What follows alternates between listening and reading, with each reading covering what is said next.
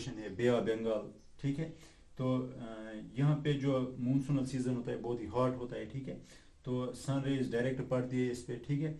तो ये heat up होता है, यहाँ से इवापोरेशन होती है। तो इंटेंस हीटिंग की वजह से क्या होता है, जो यहाँ पे एयर होता है इमीडिएटली इसके ऊपर, किसके ऊपर, ओशनिक सरफेस के ऊपर जो एयर मास होता है, एक एयर मास हम लेंगे, एक एयर मास होता है, तो वो बहुत ही हीट अप हो जाता है। बहुत ही हीट अप होने की वजह से वो अनस्टेबल हो जाता है। देखिए दो तरीके का एयर मास हम किसको बोलते हैं, पॉकेट ऑफ एयर। अगर आप यहाँ पे एक एटमॉस्फेयर, अगर आप एटमॉस्फेयर को कंसिडर करेंगे, उसमें आप एक पॉकेट ऑफ एयर लेंगे, एक पॉकेट ऑफ एयर लेंगे, छोटा सा एक एयर का हिस्सा लेंगे, उसको हम एयर मास बोलते हैं।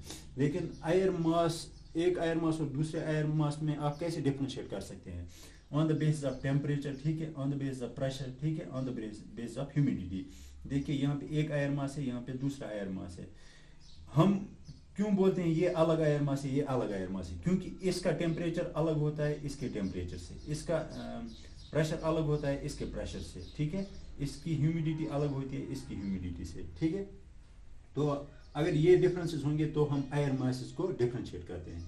मान लीजिए यहाँ पे एक एयर मास है, उसका टेम्परेचर T, प्रेशर है H, ये P, ह्यूमिडिटी है H। तो जब इंटेंस हीटिंग होती है तो इसका टेम्परेचर इंक्रीज हो जाता है, टेम्परेचर इंक्रीज होता है तो प्रेशर डिक्रीज हो जाता है, प्रेशर डिक्रीज होता है, और ह्यूमिडिटी आपको पता है ह्यूमिडिटी ऑलरेडी ज़्यादा ही है क्योंकि ओशनिक सरफेस है, यहाँ पे इवापोरेशन ज़्यादा है। तो टेम्परेचर हाई, प्रेशर लो, तो ये एयर मास अनस्टेबल हो जाता है। इसके बरक्स अगर दूसरा एयर मास है पोलर रीजन में, वहाँ पे टेम्परेचर है कम, वहाँ पे प्रेशर है बहुत ज़्यादा, वहाँ पे ह्यूमिडिटी कम होगी या ज़्यादा होगी, वो डिपेंडेंट होगा किस पे, वो डिपेंडेंट होता है बहुत फैक्टर्स पे। एक तो वेस्टर्लीज होते हैं, पोलर ईस्टर्लीज होते हैं, ठीक है, वो आप आगे पढ़ेंगे इंशाल्लाह। लेकिन ओवरऑल ह्यूमिडिटी यहाँ पे, ह्यूमिडिटी बहुत टाइप्स की हैं। एक तो है एब्सोल्यूट ह्यूमिडिटी, आप एयर लेंगे उसमें आप कैलकुलेट करेंगे मॉइस्चर कितना है, उसको हम बोलते हैं एब्सोल्यूट ह्यूमिडिटी। दूसरा है रिलेटिव ह्यूमिडिटी। रिलेटिव ह्यूमिडिटी और एब्सोल्यूट ह्यूमिडिटी में क्या फ़र्क है, रिलेटिव ह्यूमिडिटी आप डायरेक्टली एटमॉस्फेयर का मेजरमेंट नहीं करते हैं। आप देखते हैं कि एटमॉस्फेयर एक जगह पे जो एटमॉस्फेयर है वो कितना मॉइस्चर एब्जॉर्ब कर सकता है, ठीक है। मान लीजिए वो 50 यूनिट एब्जॉर्ब कर सकता है। फिर आप देखते हैं उसमें अब प्रेजेंट कितने यूनिट्स हैं, अगर उसमें प्रेजेंट भी 50 यूनिट्स हैं तो उसकी रिलेटिव ह्यूमिडिटी 100% है, ठीक है। रिलेटिव ह्यूमिडिटी हम परसेंटेज में करते हैं, ये हम एब्सोल्यूट यूनिट्स में करते हैं एब्सोल्यूट ह्यूमिडिटी, ठीक है। तो ये हो गया। तो पोलर एयर मास एक है, उसका टेम्परेचर बहुत कम है, प्रेशर बहुत ज़्यादा है, ये एयर मास स्टेबल होता है। स्टेबल मतलब ये नीचे ही रहता है, ये ऊपर नहीं जाता है। अब जो ये एयर मास है ये अनस्टेबल होता है, इसका टेम्परेचर ज़्यादा होता है, प्रेशर कम होता है, तो पार्टिकल्स बहुत ज़्यादा दूर दूर होते हैं, ये अनस्टेबल होता है। अनस्टेबल होने की वजह से क्या होता है, ये एसेंट इसका होता है, ये ऊपर चला जाता है। जब ये ऊपर चला जाता है तो ये अपने साथ मॉइस्चर भी ले जाता है, ठीक है। एक जगह पहुंचता है, मॉइस्चर की कंडेंसेशन हो जाती है, फिर क्लाउड्स बनते हैं, प्रेसिपिटेशन हो जाती है, वही फिनोमेना रेनफॉल का। तो लेकिन ये ऐसे ही इसका एसेंट नहीं होता है, ये यहाँ पे एक लो प्रेशर एरिया, मैंने बोला प्रेशर कम हो जाता है, एक बहुत ही लो प्रेशर एरिया क्रिएट हो जाता है, ठीक है। उसके अराउंड, लो प्रेशर के अराउंड विंड सर्कुलेट करती है, विंड फ्लो होती है from high pressure towards low pressure.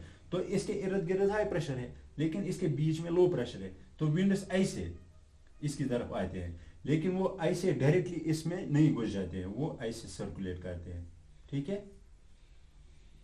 वो भी आप आगे बढ़ेंगे इंशाल्लाह, ठीक है, वो डिटेल में। तो विंड्स इसके इर्द गिर्द घूमते हैं, किस डायरेक्शन में, एंटी क्लॉकवाइज डायरेक्शन में, नॉर्दर्न हेमिस्फीयर में। तो वो ऐसे ऐसे घूमते हैं, एक टाइम पहुंचता है बहुत ही फास्टली वो फिर इसके इर्द गिर्द रोटेट करते हैं, फिर क्रिएट हो जाता है साइक्लोन, ठीक है। तो ये साइक्लोन फिर ऊपर चला जाता है, बहुत ही स्ट्रांग हो जाता है। जब इसको बहुत ही ज़्यादा मॉइस्चर, फिर ये यहाँ पे मूव भी करता है एक जगह से दूसरी जगह, वहाँ का मॉइस्चर भी एब्जॉर्ब करता है, फिर वो मॉइस्चर भी ऊपर चला जाता है और क्लाउड्स बनते हैं और स्ट्रांग बनता है। फाइनली ये जब लैंड पर पहुँचता है तो यहाँ पे लैंड पर इसका मॉइस्चर सोर्स कट ऑफ हो जाता है, क्योंकि मॉइस्चर यहाँ पे लैंड है, यहाँ पे वाटर नहीं है, तो वाटर पे ही इसका मॉइस्चर सोर्स था। तो लैंड पे इसका मॉइस्चर सोर्स कट ऑफ हो जाता है, तो ये इसकी एनर्जी ये सारी शेड करता है फिर कहाँ पे, लैंड पे, उसको हम लैंडफॉल बोलते हैं, ठीक है।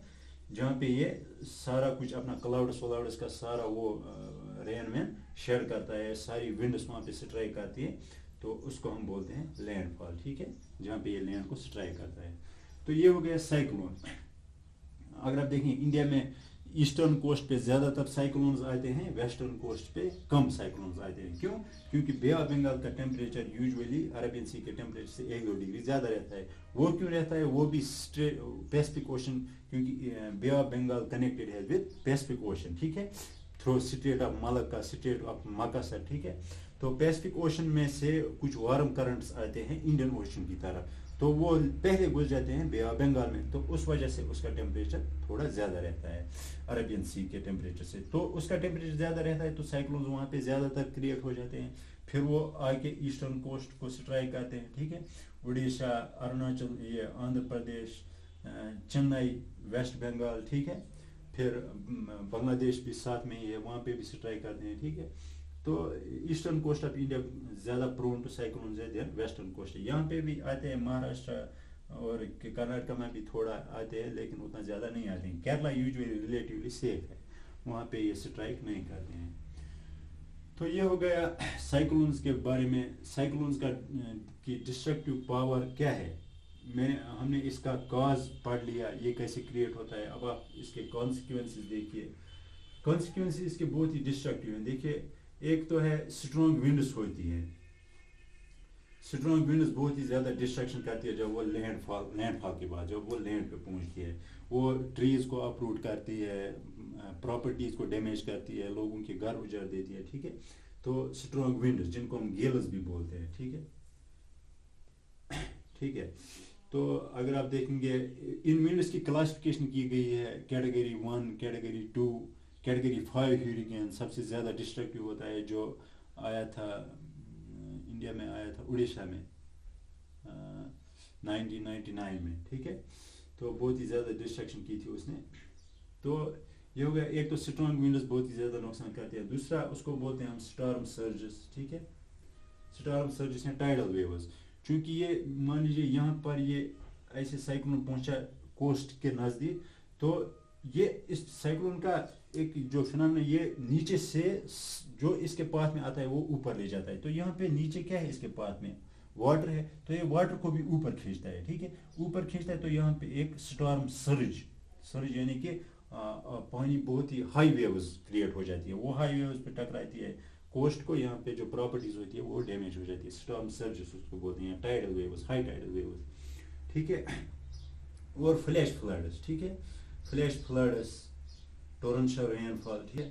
फ्लैश फ्लड्स यहाँ पे जब जो भी क्लाउड्स व्लाउड्स इसमें होते हैं, ठीक है, किसमें, साइक्लोन में, वो क्लाउड्स पूरा रेनफॉल शेड करते हैं इन कोस्टल एरियाज में लैंडफॉल के बाद, तो वहाँ पे फ्लैश फ्लड्स आते हैं।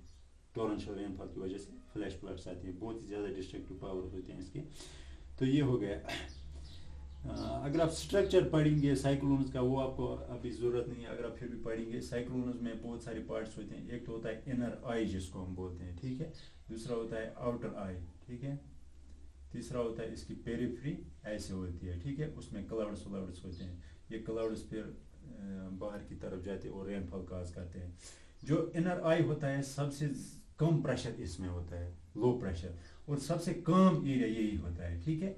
इसमें रेनफॉल जहाँ जहाँ से भी ये, मान लीजिए ये साइक्लोन इधर की तरफ ट्रेवल कर रहा है, जहाँ जहाँ से भी ये आई पास होगी वहाँ पे रेनफॉल उस वक्त नहीं होगी।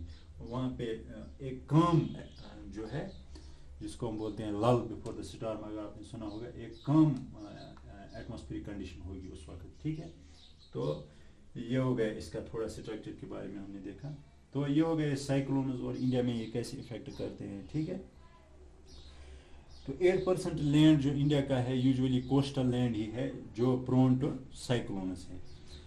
तो बस ये हमने देख लिया जो 99 में आया था उड़ीसा में, उसको साइक्लोन कुछ नाम था उसका, साइक्लोन 05B, हाँ, वो भी एक कैटेगरी 5 ह्यूरिकेन था, कैटेगरी 5 स्टॉर्म थी, बहुत ही सबसे डिस्ट्रक्टिव स्टॉर्म जो क्लासिफाई की गई है कैटेगरी 5, जिसमें विंड स्पीड्स बहुत ही ज़्यादा होती है। इसमें wind speeds 250 kilometre per hour के आसपास थी, ठीक है। तो ये हो गया साइक्लोन्स और ड्राफ्ट्स हमने पढ़े। इंशाल्लाह नेक्स्ट लेक्चर में हम देखेंगे हम क्या पढ़ेंगे।